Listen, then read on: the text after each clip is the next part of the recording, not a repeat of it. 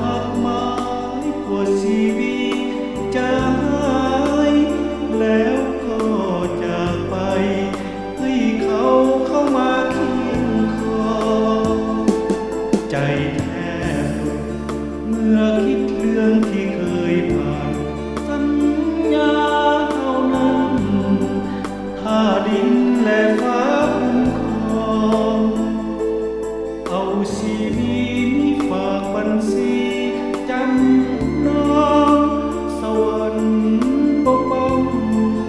สุดท้ายก็มาเพพันหินฟ้าเปลี่ยนสีแสงสุริมืดบังอยู่เบื้องหลังแอบซ้อนคนอื่นเสยโสมโลกนี้หาทางไปห่างซอกคน สร้างความสับสนเหมือนคนบ่มีหั